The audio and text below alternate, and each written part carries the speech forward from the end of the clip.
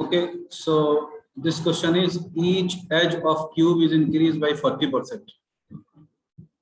तो कोई क्यूब है जिसकी एज को हमने 40% बढ़ा दिया है। परसेंटेज इंक्रीज पूछा हमसे, परसेंटेज इंक्रीज है, ठीक है। क्या पूछा है? Percentage increase in the surface area. तो सबसे पहले हम एक क्यूब बना लें जिससे हमें बात जो है वो समझ में आने लगे। मान लीजिए कोई क्यूब है, ये जो क्यूब है इसकी एज को हम 1 मान लेते हैं। तो ये हमारा बेसिकली ओल्ड क्यूब है, यानी ओल्ड कह लीजिए या आप कह लीजिए ओरिजिनल क्यूब है जिसकी जो एज है वो आपकी क्या है, जिसकी जो एज है वो बेसिकली 1 है। ओके, तो इसका सबसे पहले हम एरिया निकाल लेते हैं, सरफेस एरिया निकाल लेते हैं। इसका सरफेस एरिया किसके बराबर होगा? तो इसका सरफेस एरिया हो जाएगा 6 सेंटीमीटर स्क्वायर, या सेंटीमीटर स्क्वायर हम ना भी कहें तो हम कह सकते हैं 6 यूनिट हो जाएगा। क्या हो जाएगा? 6 स्क्वायर यूनिट हो जाएगा। 6 यूनिट कह लें खाली इसको, क्योंकि ये बेसिकली एरिया है। कौन सा एरिया है? बेसिकली ओरिजिनल एरिया है। ओरिजिनल एरिया है 6। क्या बात समझ में आ रही है? नाउ अब एक नया क्यूब बनाते हैं हम, एक नया क्यूब बनाते हैं। तो नया क्यूब कैसा है? नया क्यूब थोड़ा सा बड़ा है इससे। नया क्यूब कैसा है? नया क्यूब बड़ा है थोड़ा सा। नया क्यूब कितना बड़ा है? नया क्यूब 40% बड़ा है। नया क्यूब कितने परसेंट बड़ा है? 40% बड़ा है। नए क्यूब की एज 40% बड़ी है। बात समझ में? तो इसकी एज 1 थी तो इसकी हो जाएगी 1.4। क्या बात समझ में आ रही है? अब इसका एरिया कितना हो जाएगा? इसका हो जाएगा 6 इंटू 1.4 इंटू 1.4। क्या बात समझ में आ रही है? 14 इंटू 14 कितने होते हैं बताओ?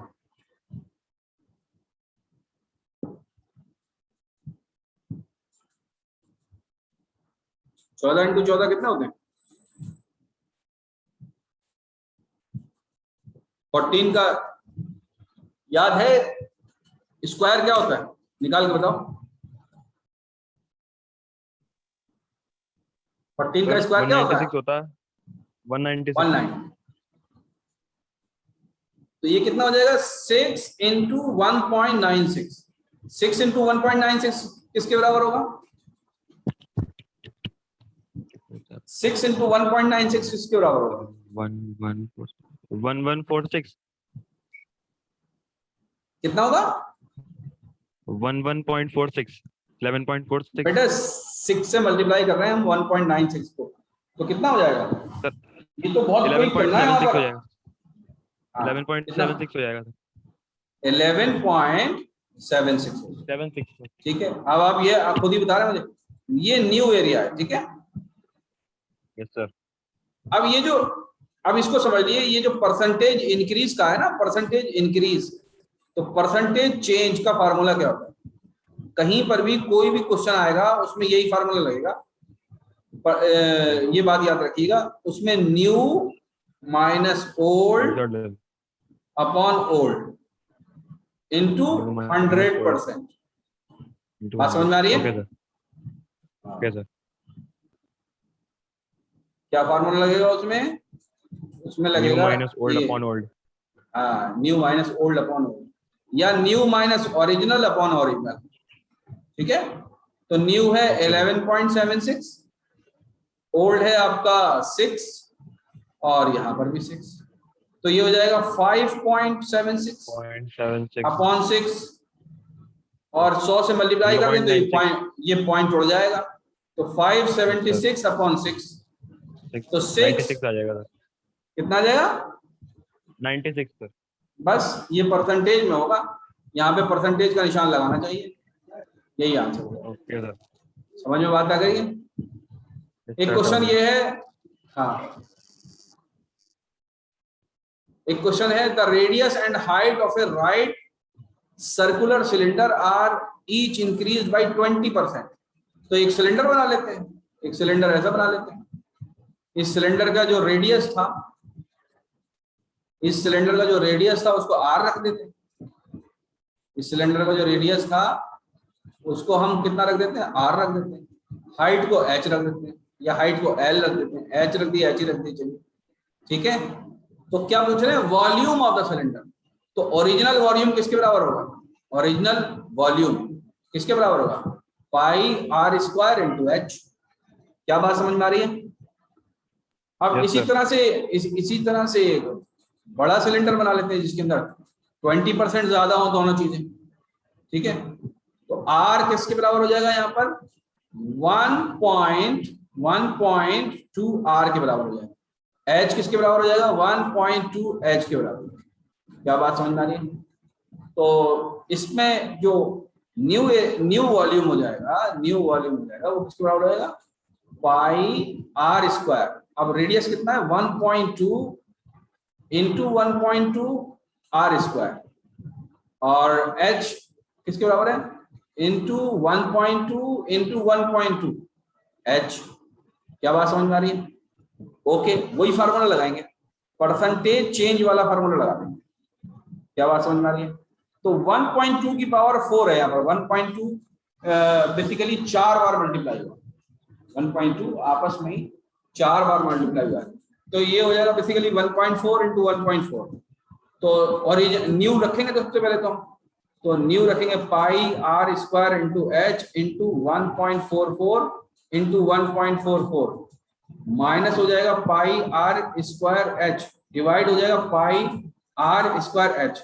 ये pi r square h cancel हो जाएगा सबके पास, तो यहाँ आ जाएगा 1.4, नीचे यही लिख रहा हूँ, 1.44 इंटू 1.44 माइनस 1/1। अब इसको कैलकुलेट कर लो, आ रही बात समझ, इसको कैलकुलेट कर लो कितना आता है। 20% इंक्रीज किया है इन्होंने, तो कैलकुलेशन में ये क्वेश्चन अच्छी तरीके से नहीं बनाया कंपटीशन के हिसाब से। कंपटीशन के हिसाब से ऐसा क्वेश्चन नहीं बनना चाहिए जिसमें कैलकुलेशन इस तरीके का हो, 1.44 इंटू 1.44 माइनस 1/1, है ना। तो ये तो वेदांत ऐसे ही का रहे, error. हाँ बनाने वाले ऐसे ही बना देते। 1.44 को आप मल्टीप्लाई कर दिए 1.44 से, देख के बताइए कितना आएगा मुझे। 1.44 को मल्टीप्लाई करिए, 1.44 को मल्टीप्लाई करिए 1.44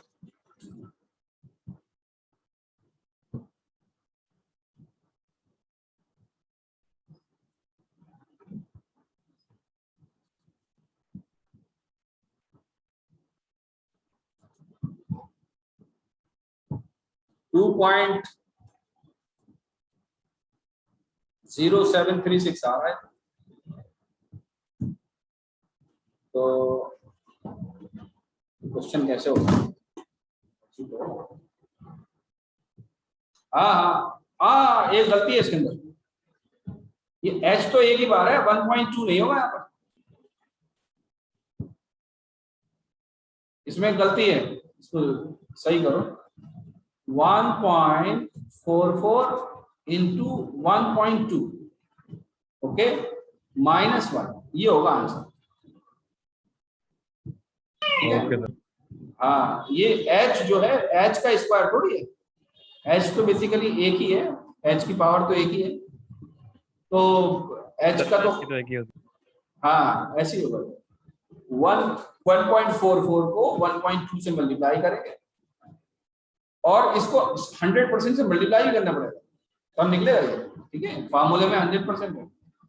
अभी मैं सुबह फजर से पढ़ा रहा हूँ लगातार अभी तक, तो इसलिए इतना थक गया हूँ कि मुझे समझ में नहीं आ रही चीजें होंगी, ठीक है। है सर, लेकिन तब भी फिर आपने बढ़िया समझा दिया। हाँ तो इसको आप कैलकुलेट कर लेना, नीचे तो 1 ही है, 1 से तो मतलब ही नहीं है, तो एग्जैक्ट मैं कैलकुलेट करके बताता हूँ। 1.44 into 1.2 is equal to 1.728 okay minus 1 is equal to 7.78 multiply by 100, तो 72% आ रहा है। इसका 3 ही ऑप्शन है इसके अंदर, चौथा ऑप्शन का है सर चौथा ऑप्शन सर 72 ही था। हाँ, तो वही आंसर है, वही तुमने नहीं रखा है 72.8%। This is the correct answer. समझ में आ रही बात? ठीक, यस सर। ठीक है, समझ में आ गया ना?